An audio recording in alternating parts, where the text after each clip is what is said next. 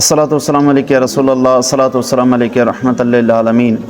सवाल कयो आहे नवीद अली मसण बाड्र, वो तो चए त कादियानी जी फोतगी ते उज़ुर ख़्वाही करण या मुसलमान जी फोतगी ते कादियानियुनि खे उज़ुर ख़्वाही लाइ दुआ जी इजाज़त ॾियण जे बारे में छा हुकुम आहे। बिस्मिल्लाहिर रहमानिर रहीम।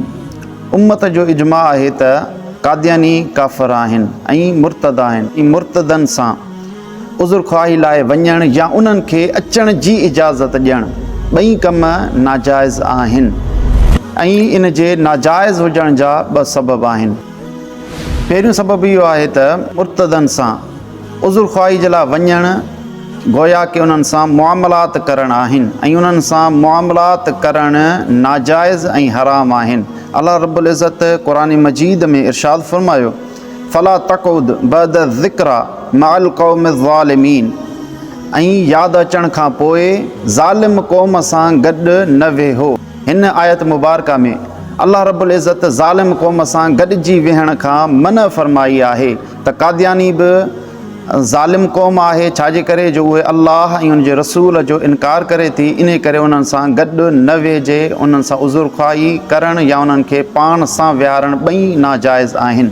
ऐं इन जो ॿियो सबब इहो आहे त काफ़िर ऐं मुर्तद जे लाइ दुआए मग़फ़िरत घुरणु नाजाइज़ हराम बल्कि कुफ़्र आहे।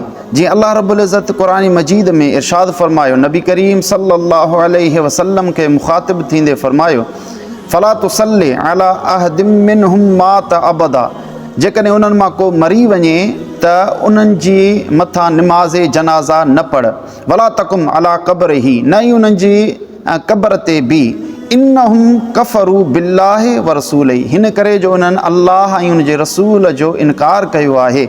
व मातू व हुम फ़ासिकून, ऐं उहे हिन हाल में मरी विया जो उहे फ़ासिक ऐं गुमराह हुया।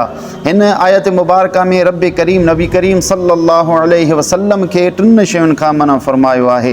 पहिरें नंबर ते उन्हनि जे मथां नमाज़ जनाज़ा बि न पढ़िजे, न वरी को उन्हनि जी क़ब्र ते बीहजे, यानी दुआए मग़फ़िरत वग़ैरह बि न कजे, छाजे करे जो उन्हनि अल्लाह ऐं उन जे रसूल जो इनकार कयो आहे। अहिड़े नमूने सां कादियानी बि नबी करीम सल्लल्लाहु अलैहि वसल्लम जे ख़ातमुन नबीयीन जी सिफ़त जो इनकारी आहिनि। इन करे उन्हनि जी बि क़ब्र ते बीहणु, उन्हनि जी जनाज़े नमाज़ा पढ़णु ऐं उन्हनि जे लाइ मग़फ़िरत जी दुआ घुरणु, इहे टई कम नाजाइज़ आहिनि।